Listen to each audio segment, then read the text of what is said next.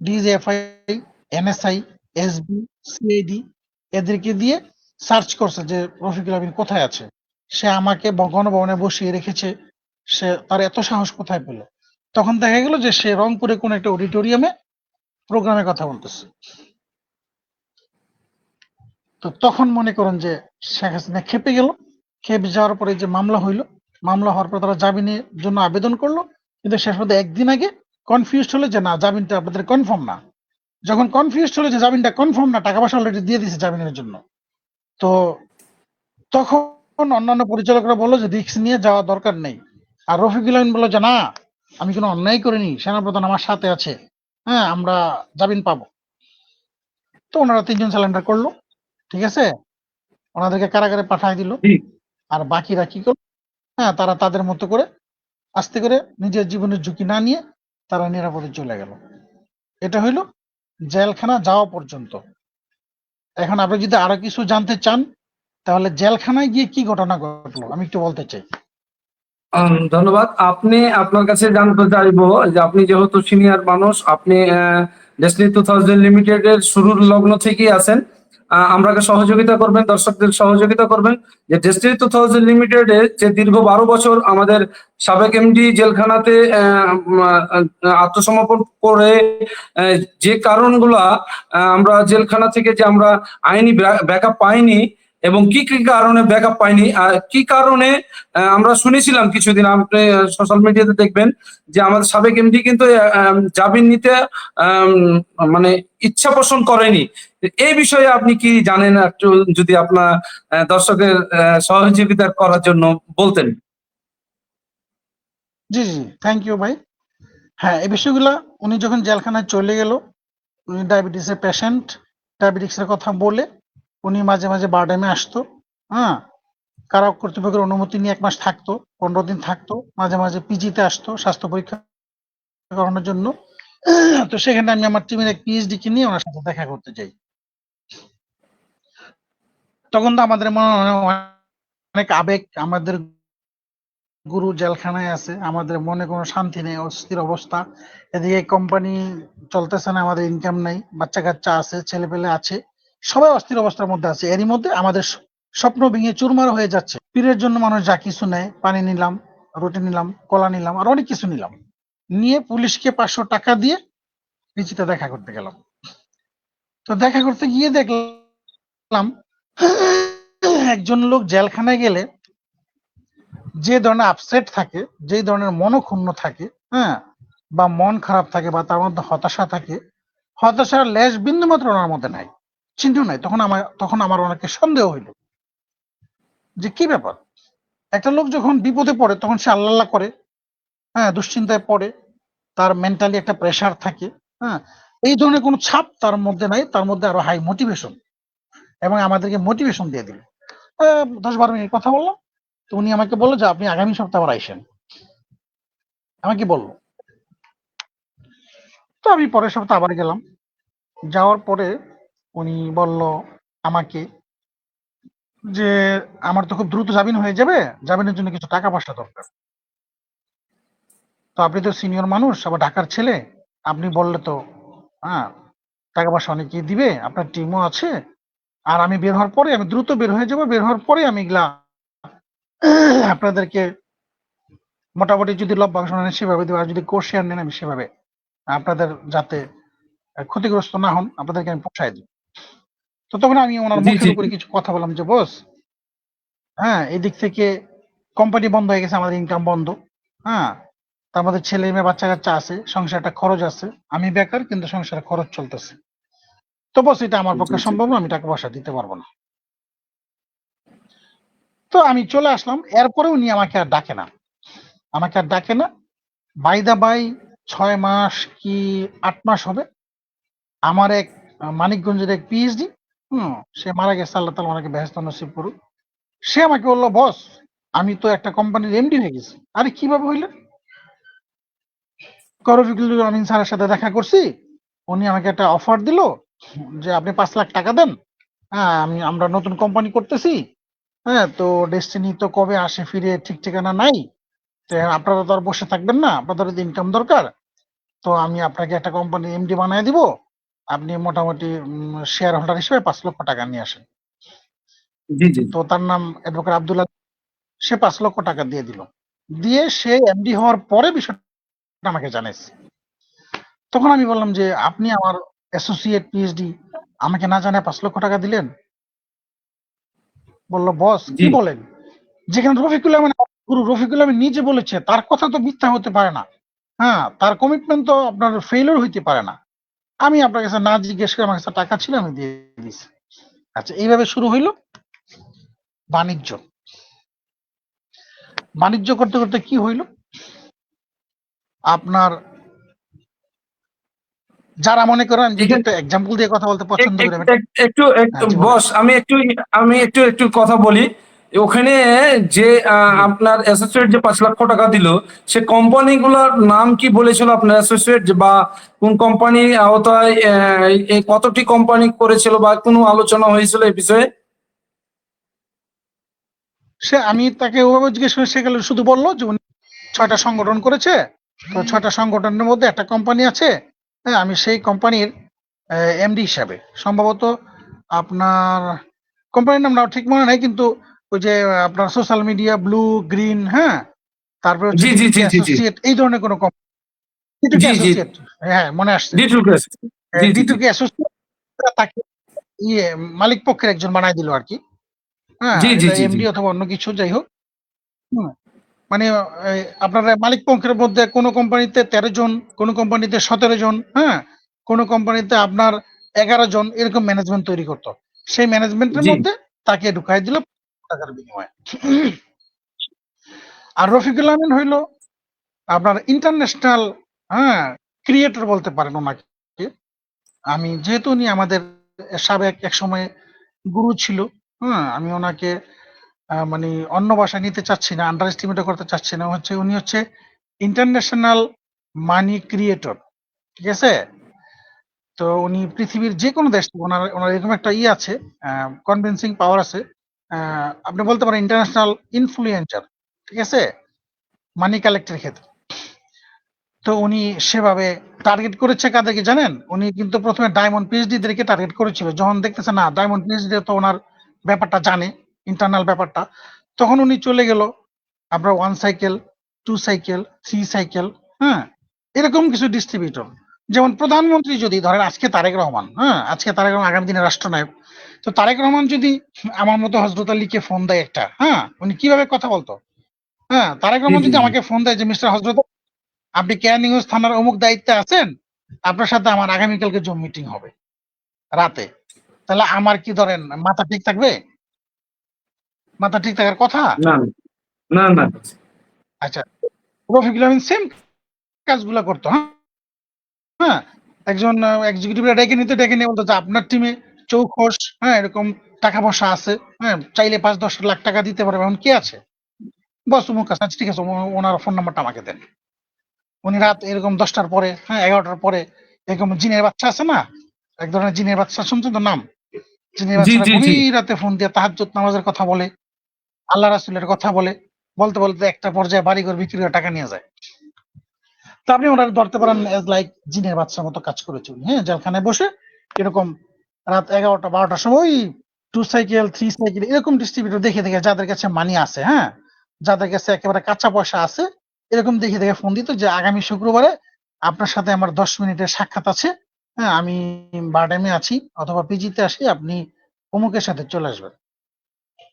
তো তো এবার উনি বস, যাইতো, আমি হায় হায়। আর একটু কথা জানতে চাচ্ছিলাম আপনার মাধ্যমে, যে জেলখানাতে আপনি তো যেহেতু ওনার সাথে আপনার দেখা সাক্ষাৎ করেছেন, কন্টিনিউ জেলখানাতে গেছেন, সেক্ষেত্রে আনুমানিক আমরা দেখি, যেহেতু আমরা সোশ্যাল মিডিয়াতে শুনেছি, কেউ বলছে হাজার হাজার কোটি টাকা, কেউ বলছে 600-700 কোটি টাকা, কেউ বলছে 7,000 কোটি টাকা, আমার জানা মতো নয়, কিন্তু আমরা উপলব্ধি করতেছি, মানে আমিও কিছুদিন গেছিলাম, আমার আপনাকে যে কথাগুলো বলেছে সেভাবে সেম, জেলখানাতে বসে তো অনেক মানে কি বলবো, উম, অনেক টাকা নিছে, কিভাবে নিছে এটা তো আপনি বলেছেন।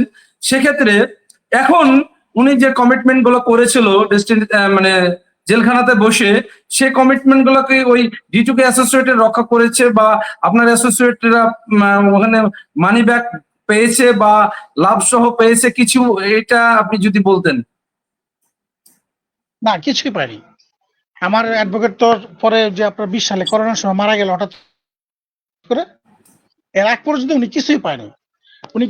এবং উনি 5 লক্ষ টাকা দেওয়ার পরে ওনার কিছু বিপদগামী ডিস্ট্রিবিউটর আছে, ওনার কথা শুনে বিপদগামী কিছু লোক থাকে না, হ্যাঁ, জি জি জি। অন্ধভক্ত কিছু থাকে না, যেমন রফিকুল আহমেদের কিছু অন্ধভক্ত আছে। রফিকুল আহমেদের লেফট রাইটে অন্ধভক্ত 2 জন আছে। একজন আমাদের মিস্টার সিরাজুম মনির, একজন আমাদের ওই যে ডিপ্লোমা ইঞ্জিনিয়ার শহীদ, হ্যাঁ, অন্ধভক্ত জি আছে জি। না, যে চোখ বন্ধ করে মনে করেন যে শেষ করে। তো তাদের আবার অন্ধভক্ত হওয়ার একটা কারণও ছিল। তো চেয়ারম্যান সাহেব বের হয়ে যে কথা বললো, চেয়ারম্যান সাহেব জেলখানা থেকে বের হওয়ার পর উনি আলিশ সেন্টারে গিয়েছিল, ওখানে ওনার সাথে আমার একদিন কথা হইলো। তো আমি জানতে চাইলাম যে বস, অনেকে তো অনেক রকম কথা বলে, কেউ বলে 200 কোটি টাকা, কেউ বলে 300 কোটি টাকা, কেউ বলে এই সেই, হ্যাঁ, তো লেনদেনটা আসলে কেমন হয়েছে বা কি অবস্থা? তো তখন চেয়ারম্যান স্যার আমাকে বলল যে, সবার সামনেই বলছে না, বোর্ডের সামনেই, আশরাফ ভাই ছিল, সবাই ছিল, বলছে এগুলো তো বাইরে প্রকাশ করেন না। তো আমার জানা মতে প্রায় 130 কোটি টাকার মতো লেনদেন হচ্ছে, হ্যাঁ,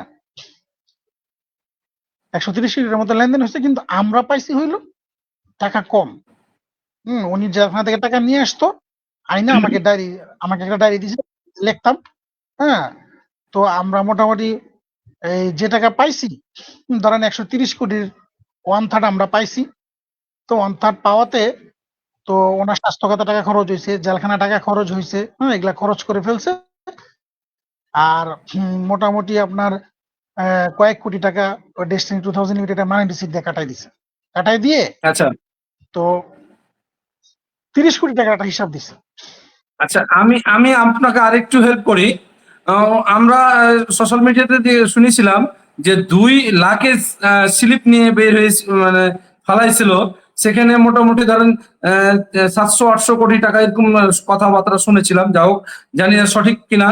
আর আরেকটা কথা হলো যে যেহেতু ওখানে কিছু নতুন 100 টাকাতে 1800 টাকা দিবে বৎসরে, জেলখানাতে বসে আমরাও সহযোগিতার মাধ্যমে আমরা জেনেছি।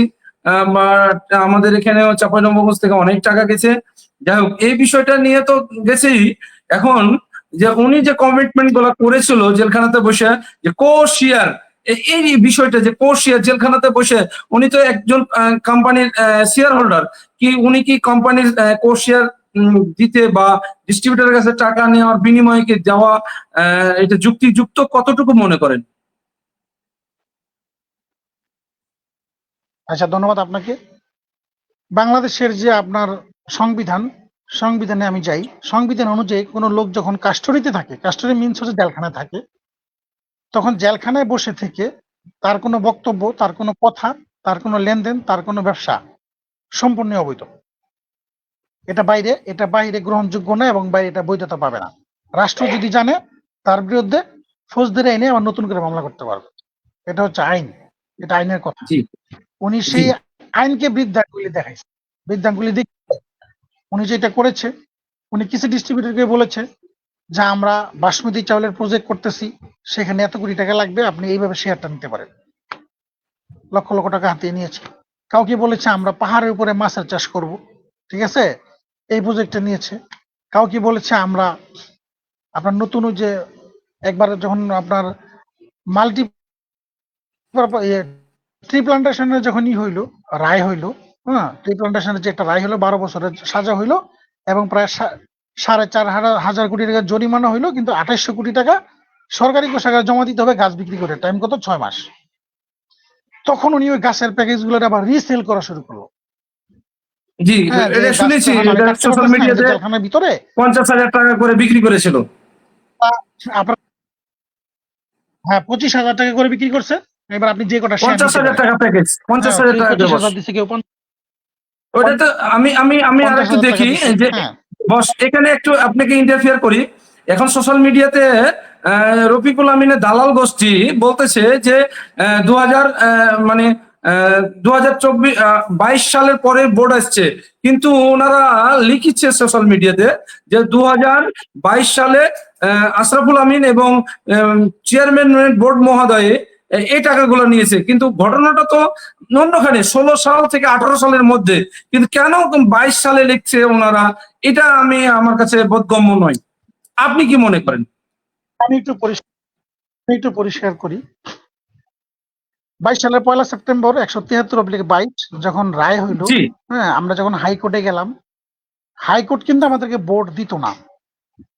হাইকোর্ট কিন্তু আমাদের ডেস্টিনি 2000 লিমিটেডকে ব্যবসা করার সুযোগ দিত না। যদি রফিকুল আমিন গং এখানে কম্পিটিশন না করত, যখন 173/22 রিট পিটিশন মামলা হইলো, মামলা 2-3টা শুনানি হইলো, 4 নম্বর অথবা 5 নম্বর শুনানিতে গিয়া সিরাজুম মনিরকে দিয়ে কম্পিটিশন করাইল। একটা মামলা যখন কম্পিটিশন হয় তখন কিন্তু আর একতরফা রায় হয় না, একতরফা কোনো ডিরেকশন আসে না। তো বোর্ড তো গঠন করার ক্ষেত্রে রফিকুল আমিন নিজেই দায়ী। যখন হাইকোর্ট বোর্ড গঠন করতে বাধ্য হইল, দুদকের কাছ থেকে বক্তব্য নিল, বাংলাদেশ ব্যাংক থেকে বক্তব্য নিল, নেওয়ার পর যখন জানতে পারলো যে হ্যাঁ, ট্রি প্লান্টেশনের বিরুদ্ধে অভিযোগ আছে, মাল্টিপারপাসের বিরুদ্ধে অভিযোগ আছে, ডেস্টিনি 2000 লিমিটেড নিয়ে কোনো অভিযোগ নাই, এবং অভিযুক্ত ব্যক্তি কারা? রফিকুল আমিন সহ 38 জন। তখন হাইকোর্ট চিন্তা করলো জনস্বার্থে, ঠিক আছে, সোশ্যাল ওয়েলফেয়ার এবং জনগণের যে স্বার্থ, হিউম্যান বিং এর যে স্বার্থ আছে, হ্যাঁ, তখন ইন্টেনশন হয়ে হাইকোর্ট স্বপ্রণোদিত হয়ে চিন্তা করলো যে 38 জন লোকের জন্য 45 লক্ষ লোক সাফার হবে না, এটা হতে পারে না। তখন এই 173 এর রায় স্বপ্রণোদিত হয়ে হাইকোর্ট দিল যে যারা বিতর্কিত, যারা কলঙ্কিত, যারা সাজাপ্রাপ্ত আসামি, তাদেরকে বাদ দিয়ে ক্লিন ইমেজ কিভাবে করা যায়। এবং সেই দালাল গোষ্ঠী আরেকটা কথা বলেছিল যে সরকারি লোক কিভাবে ডেস্টিনি চালাবে। আমি একটু কথা বেশি বলতেছি, আপনাকে ক্লিয়ার করতেছি। আজকে যারা জি লাইভে জি আছে জি তারা জানুক বিষয়, জি বলেন। জি জি জানুক। জানা দরকার আছে। জি সরকারের অবশ্যই পক্ষ অবশ্যই। থেকে সরকারের পক্ষ থেকে সচিব পর্যায়ের লোক দেওয়ার চিন্তা করলো বোর্ড কেন? চিন্তা করলো এই কারণে, যখন ওরা চিন্তা করলো যে রফিকুল আমিন, ওরা বলতেছে যে রফিকুল আমিন ছাড়া কি চলবে না, ডেস্টিনি চলবে না। আচ্ছা ওকে ফাইন, রফিকুল আমিন ছাড়া যদি ডেস্টিনি না চলে, তাহলে রফিকুল আমিন প্রত্যেকটা ট্রেনিং এ কিন্তু আমাদেরকে বলেছিল যে আপনারা কি করেন, ডুপ্লিকেট করেন, লিডার তৈরি করেন, ডুপ্লিকেট বিজনেসটা চলবে। একসময় আপনি রিটায়ার্ডে যাবেন, একসময় আপনি কি করবেন, আর্লি রিটায়ারমেন্টে যাবেন, হ্যাঁ, আপনি কালারফুল লাইফস্টাইল, আপনি ই করবেন, লাইফস্টাইল চেঞ্জ করবেন, হ্যাঁ, ঠিক আছে, আপনি চ্যারিটিতে, আপনি ধর্মীয় কাজকর্ম করবেন, বয়স হয়ে যাবে, তখন আপনার লিডাররা কি করবে, আপনার বিজনেসটা চালাবে, আপনার রয়্যালিটিতে চলে যাবেন। তাহলে রফিকুল আমিন না থাকলে কোম্পানি চলবে না, দালাল গোষ্ঠীর এই কথাটা 100% মিথ্যা প্রমাণিত হয়েছে রফিকুল আমিনের ভাষায়। তখন হাইকোর্ট চিন্তা করলো যে ঠিক আছে, ওদের কাছ থেকে ক্লিন ইমেজের লোক দেই, আর এটাকে দেখভাল করার জন্য, হ্যাঁ, যাতে কোম্পানিটা স্বচ্ছভাবে চলে আর পুনরায় যাতে ভুল ত্রুটি না হয়, সেই ভুল ত্রুটিটাকে টেক কেয়ার করার জন্য, মনিটরিং করার জন্য সরকারের পক্ষ থেকে 3 জন লোক দিল। আর দালাল গোষ্ঠী আরেকটা কথা বলে যে বোর্ড হয়েছে 4 বছর, 4 বছরে আপনারা কিছুই করতে পারেন নাই। আরে 4 বছর বোর্ড হয়েছে, কিন্তু বর্তমান যিনি চেয়ারম্যান উনি তো আর 4 বছর দায়িত্বে ছিলেন না। বোর্ড হওয়ার পরে বোর্ড পুনর্গঠন হয়েছে, বিভিন্ন বাধা বিপত্তি হয়েছে, হ্যাঁ, বর্তমান যিনি চেয়ারম্যান উনি 1 বছর পাইছে। তো 1 বছরে যতটুকু অর্জন হয়েছে আলহামদুলিল্লাহ অনেক অর্জন হয়েছে। হচ্ছে এরকম, ওই যে আমাদের একটা উদাহরণ আছে না, যে শিয়াল আপনার আঙ্গুর ফল গাছে গেছে আঙ্গুর ফল খাইতে, হুম, এখন সে কোনোভাবে আঙ্গুর ফল খাইতে পারতেছে না, গাছে উঠতে পারতেছে না। এখন সে বলতেছে যে আঙ্গুর ফল টক। আবার কিছু কিছু ধন্যবাদ। আপনার হ্যাঁ বলেন। 1 মিনিট, আবার কিছু কিছু দালাল গোষ্ঠী আছে যারা বুদ্ধ প্রতিবন্ধী আর কি, হ্যাঁ, যাদের হিতাহিত জ্ঞান বুদ্ধি কিছু নাই, শিক্ষা দীক্ষাও নেই, তাদের জন্ম আমার মনে হয় ডেস্টিনিতে তাদের জন্ম হয়নি, তাদের জন্ম হয়েছে D2K অ্যাসোসিয়েটস 12 সালের পরে তাদের জন্ম। ধন্যবাদ। তাদের জি সিআইডি খুঁজলাম, অ্যাকচুয়ালি সিআইডি পাবেন না। ডেস্টিনি 2000 লিমিটেডের সার্ভারে তাদের কোনো সিআইডি নেই, যারা ওই যে উল্টাপাল্টা বকে, হ্যাঁ, এরা বলতেছে যে যে কোনো মূল্যে রফিকুল আমিনকে বোর্ডে আনা হোক। তো তারা তো আইনটাই জানে না। একজন সাজাপ্রাপ্তনের আপনার অ্যাপ্রুভাল হতে পারে না হবে যতক্ষণ পর্যন্ত সে মুক্ত না হবে আইনিভাবে। এজ পার এক্সাম্পল হচ্ছে আমাদের কোন শ্রমিক যখন বিদেশে যায়, আপনি লক্ষ্য করবেন আপনার এলাকায় তো অনেক শ্রমিক বিদেশে যায় না ভিসা নিয়ে কাজ করতে। জি জি, আপনার এলাকায় লাগে? চাঁপাইনবাবগঞ্জে অনেক কিন্তু প্রবাসী। পাসপোর্ট ভিসা ম্যান পাওয়ার, হ্যাঁ, একটা পুলিশ ক্লিয়ারেন্স লাগে যে তার বিরুদ্ধে কোনো রাষ্ট্রীয় আইনে কোনো মামলা আছে কিনা, সে কোনো সাজাপ্রাপ্ত আসামি কিনা, বা তার কোনো দোষ ত্রুটি আছে কিনা, রাষ্ট্রবিরোধী কোনো কার্যকলাপে জড়িত কিনা। তো এখন দালাল গোষ্ঠীর তো ওই জ্ঞান বুদ্ধি নাই, তারা তো প্রতিবন্ধী, বুঝছেন? এই জন্য তারা বলে সাজাপ্রাপ্ত একজন আসামিকে, তার মামলা এখনো নিষ্পত্তি হয় নাই, তাকে বোর্ডে আনার জন্য। তো আমি তাদেরকে আমরা ছোট ছোট করে প্রশ্ন করি, আর আপনি ছোট ছোট করে একটু সঠিক করবেন। এখন যে সোশ্যাল মিডিয়াতে আপনি দেখতেছেন যে পিএইচডিটাকে চ্যালেঞ্জ জানাচ্ছে রফিকুল আমিন, অনেক চ্যালেঞ্জ জানাচ্ছেন যে সেপ্টেম্বরের মধ্যে উনি এই করুক গা ওই করুক গা, মানে কোম্পানির বোর্ডে আসবে, তারপরে রায় ওটা সঠিক নাই, তারপরে অনেক কিছু বলতেছে, কিন্তু দেখা যাচ্ছে চ্যালেঞ্জ করবে। উনি বলতেছে যে সেপ্টেম্বরের মধ্যে স্টেটমেন্ট জেনারেট করবে, অনেক কথা বলতেছে, কিন্তু বিগত যে আমাদের উনি যদি আমাদের কোম্পানির চালুই চায় ডেস্টিনি 2000 লিমিটেড, কিন্তু 26শে মার্চের রাত্রে কালো রাত্রে কি হয়েছিল এটা, আর যে উনি একটা কথা বলেছিল যে জুলাই 15 তারিখ স্টেটমেন্ট কোম্পানি সফটওয়্যার চালু করব এবং 31 তারিখ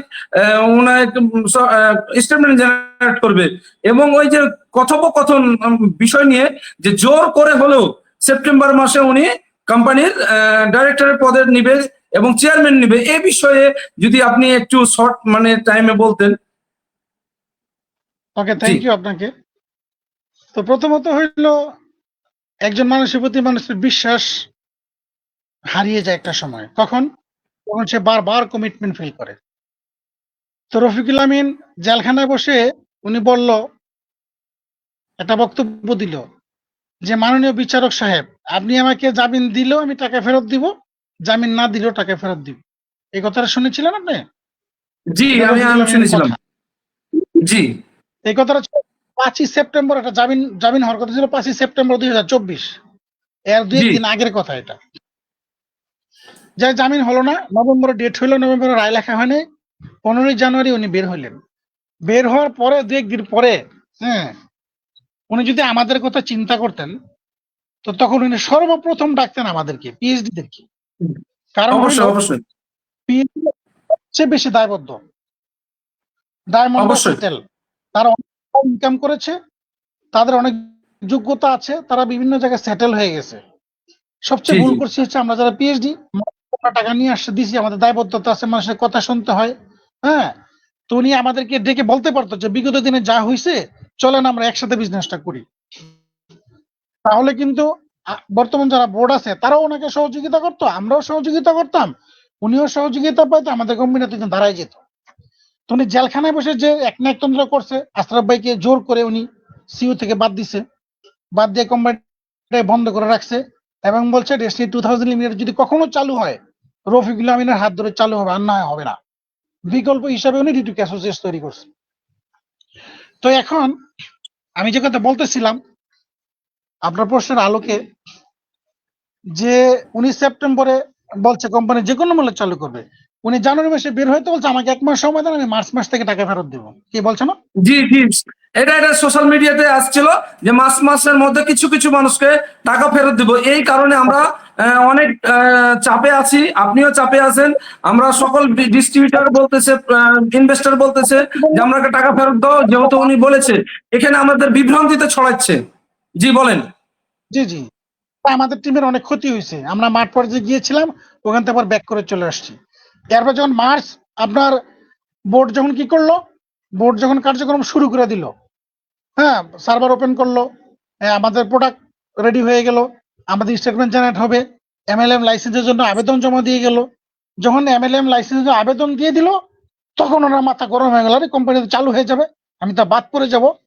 তখন উনি সিরাজ মনিরকে দিয়ে হাইকোর্টে আরেকটা আবেদন করলো এমএলএম লাইসেন্সের জন্য। দেখেন কত বড় মানে ধান্দাবাজ হইলে, এখন বলতে হয় আর কি, কত বড় ঠান্ডা মাথা ধান্দাবাজ হইলে একটা কোম্পানি যদি 2টা লাইসেন্স জমা দেয়। আরজিএসসি তে আশরাফুল আমিন বোর্ডের অনুমতি সাপেক্ষে বোর্ডের স্বাক্ষরিত এমএলএম লাইসেন্সের জন্য আবেদন করলো। সেম কেসটা রফিকুল আমিন সিরাজুল মনিরকে দিয়ে হাইকোর্টে একটা আবেদন করলো, আরেকটু বলি, যাতে আমি স্যার একটু বলি যে উনি কিন্তু আশরাফুল আমিনকে বলে গেছিল যে তুমি আরজিসি এটা জমা দিয়ে মানি রিসিপ্টটা দেখাবে, তাহলে আমি আর কোনো দ্বিধাদ্বন্দ্ব করবো না। এই 24 তারিখের কথা বা 25 তারিখের, সেই পরে 26 তারিখে যে ঘটনাটা ঘটলো। হ্যাঁ বলতেছি, এটা এখানে আসতেছি। সেই দিক দিয়ে আশরাফুল আমিনকে বললো তুমি জমা দাও, তোমরা কাজ করো। একবার সে মুখ দিয়ে বলছিল সবাইকে যে বোর্ডকে সহযোগিতা করেন, এই মুহূর্তে আমি যেতে পারতেছি না, ওরা কাজ টাজ করো। একবার বলছিল, বলার পরে সে চিন্তা করলো হ্যাঁ বোর্ড যদি আশরাফুল আমিন যদি চালু হয়ে যায়, ওর মাধ্যমে যদি কোম্পানিটা চালু হয়ে যায়, তাহলে তো সে হিরো হয়ে যাবে আর আমি জিরো হয়ে যাবো, আমাকে যদি কখনো না ডাকে। তখন সে সিরাজুল মনিরকে দিয়ে, তার এজেন্টকে দিয়ে হাইকোর্টে আরেকটা আবেদন করেন। আচ্ছা, এর মধ্যে হলো ডায়মন্ড মিটিং। সে রাত 2টার সময় সিরাজুল মনির এবং ইঞ্জিনিয়ার শহীদ এবং রফিকুল আমিন এরা জুম মিটিং করলো, কথা বললে এরা আনুষ্ঠানিকভাবে 26শে মার্চ দখল করতে গেল আলিশ সেন্টার। কিরে ভাই, আলিশ সেন্টার কি রফিকুল আমিনের বাপের? আলিশ সেন্টার কি আশরাফুল আমিনের বাপের? আলিশ সেন্টার হচ্ছে ডেস্টিনি 2000 লিমিটেডের ক্রয় করা সম্পত্তি।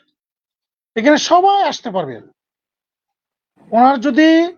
উনি যদি সুস্থ থাকতো, আমি তো মনে করি উনি মানসিকভাবে অসুস্থ, ওনার বেড রেস্টে যাওয়া দরকার অন্তত 3 মাসের জন্য। কারণ ওনার যে আবল তাবল কথাবার্তা, আলিশ সেন্টার দখল করতে আসবে। আরে ভাই, কোনো কিছু দখল করতে গেলে কি মানুষ ছুটির দিনে যায়? কোনো অফিসে কি মানুষ ছুটির দিনে যায়? মানুষ কি ব্যাংকে টাকা ওঠানোর জন্য ছুটির দিনে যায়, নাকি কার্য দিবসের দিন যায়? বলেন তো ভাইয়া। অবশ্যই কার্য দিবসের দিন যায়। 26শে মার্চ সরকারি ছুটি, অফিস বন্ধ, সে তার দলবল নিয়ে অফিস দখল করতে গেছে।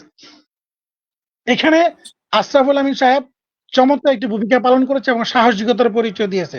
সেদিন আমরা সবাই কিন্তু গিয়েছিলাম। উনি আমাদেরকে ফোন করে বলছে কারো আসার প্রয়োজন নাই, আপনারা আশেপাশে থাকেন, আমার চাচার সাথে আমি একা কথা বলবো। তখন আশরাফুল আমিন একাই কিন্তু গিয়েছে আলিশ সেন্টারে। আলিশ সেন্টারে যাওয়ার পরে রফিকুল আমিন যতক্ষণ ছিল, আশরাফুল আমিন ততক্ষণই ছিল। হ্যাঁ, রফিকুল আমিনকে বিদায় দিয়ে পরে আশরাফুল আমিন বের হয়েছে।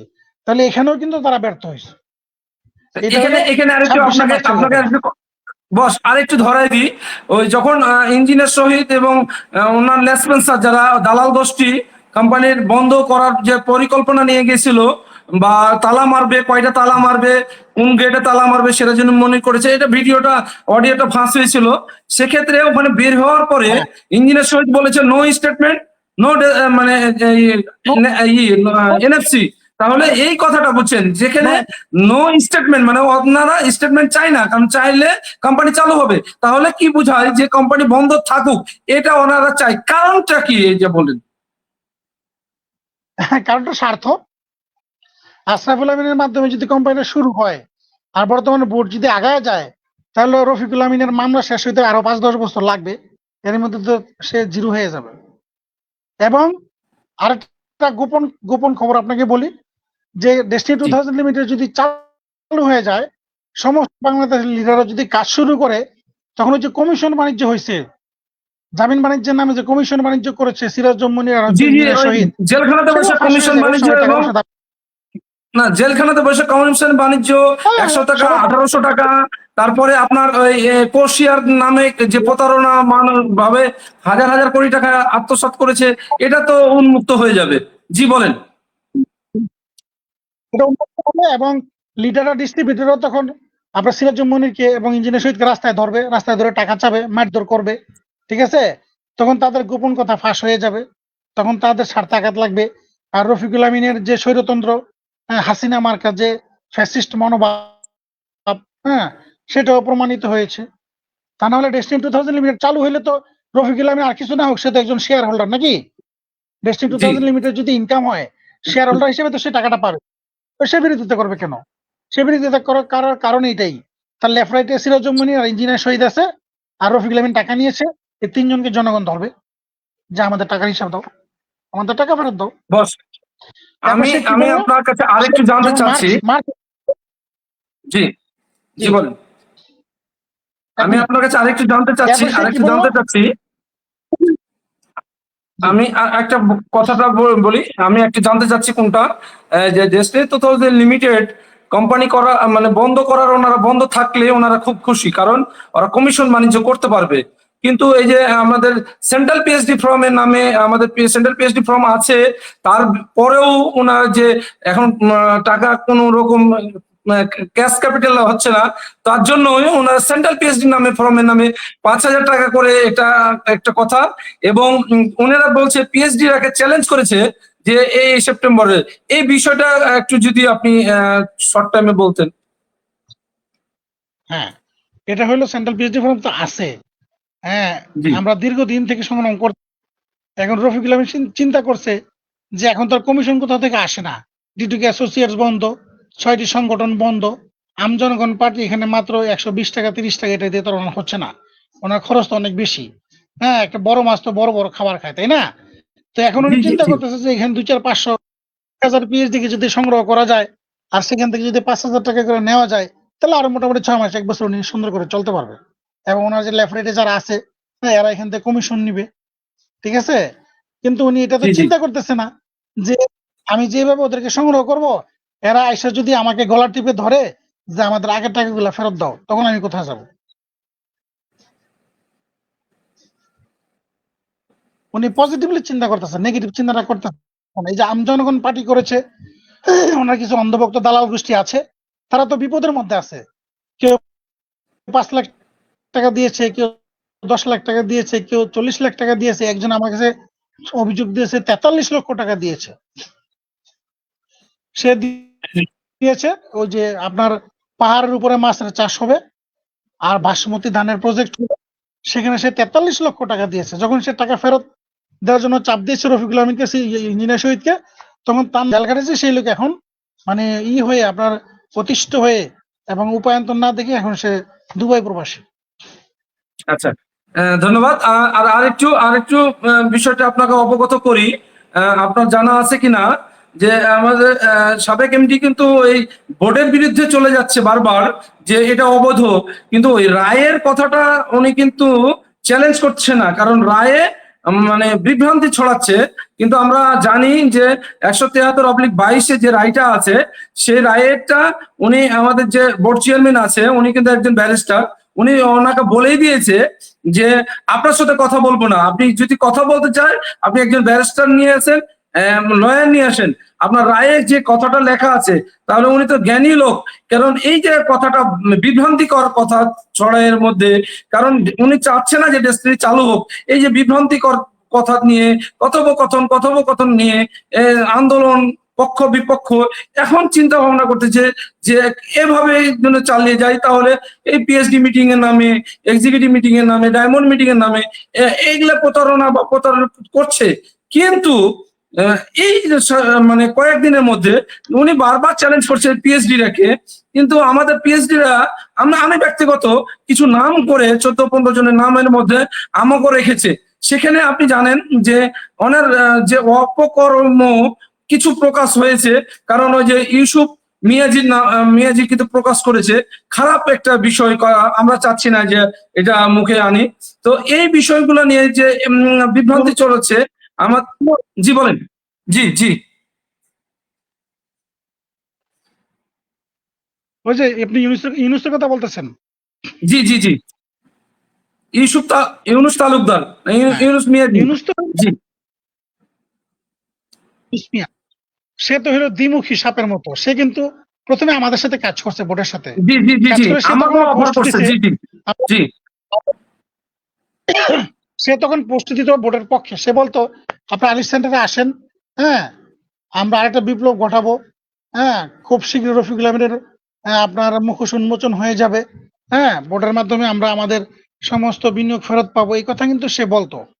তো যখন মানে তার অবস্থা হচ্ছে এরকম, তার অবস্থাটা হচ্ছে আপনার এরকম বিষয়টা হলো আপনার জাস্ট ওই আমি যদি সে তো অ্যাডভোকেট, আমি যদি আমরা তো আমাদের ইউনুস মিয়াজির ভাষায় কথা বলি।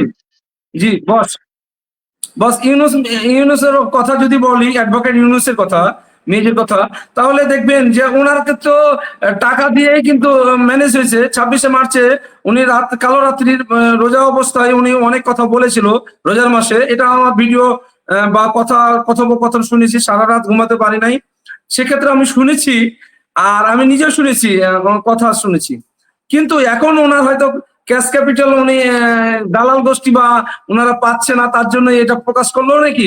যাই হোক, এদিকে যাচ্ছি না, আরেকটু কথার দিকে আসি, যে এখন যে বোর্ডের অগ্রগতি বা অগ্রযাত্রা, ডেস্টিনি 2000 লিমিটেড যে অনেক ভালো একটা প্ল্যাটফর্মে তৈরি হয়েছে, এবং ওয়েবসাইটের মাধ্যমে ডিন ভেরিফাই থেকে শুরু করে তারপরে আপনার নিয়োগ বিজ্ঞপ্তি থেকে শুরু করে ওয়েবসাইটে অনেক কিছু দেওয়া আছে, সেই বিষয়ে আপনি কি বলবেন?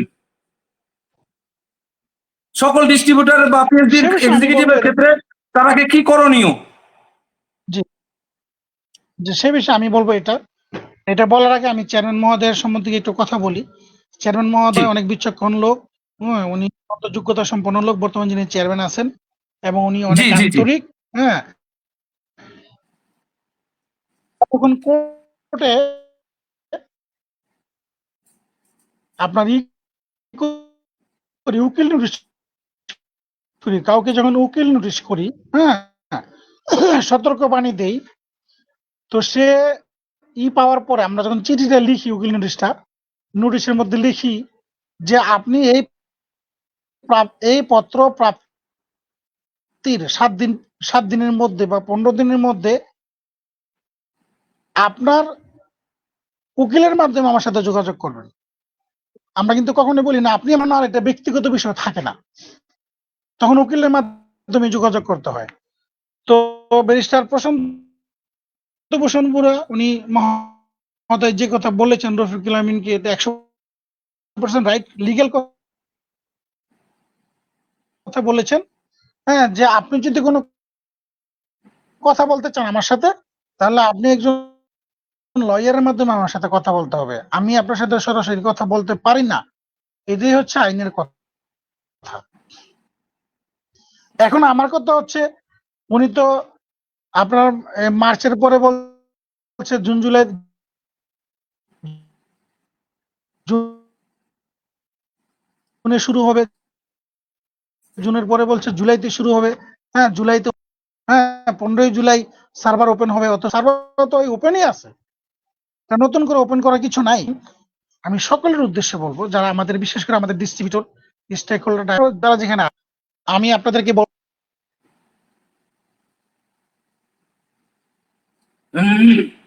আপনার নেটওয়ার্কের মনে হয় অসুবিধা হচ্ছে,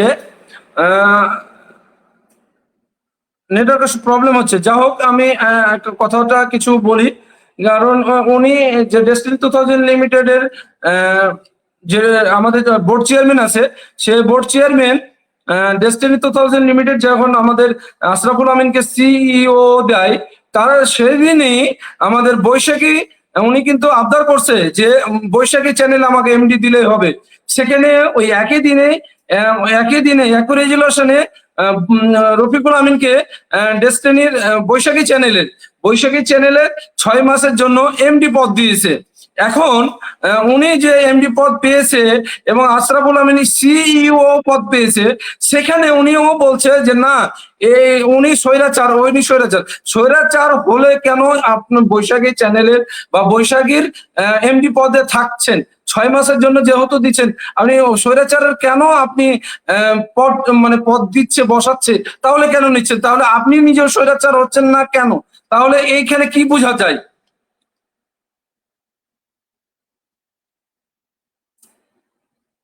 জি, আপনি কি আমার কথা শুনতে পাচ্ছেন? হযরত আলী ভাই, আপনি কি আমার কথা শুনতে পাচ্ছেন?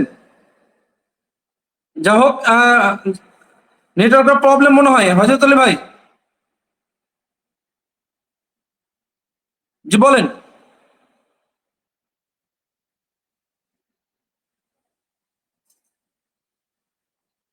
হযরত আলী ভাই, আপনি কি শুনতে পাচ্ছেন?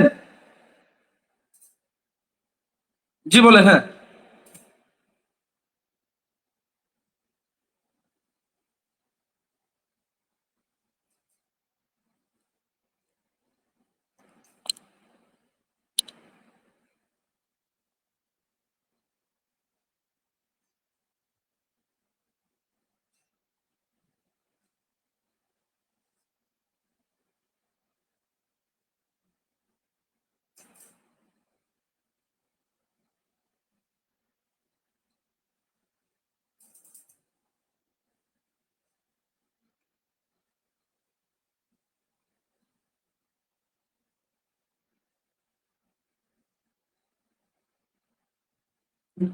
হয়তো নেটওয়ার্কটা শুনতে পাচ্ছেন না।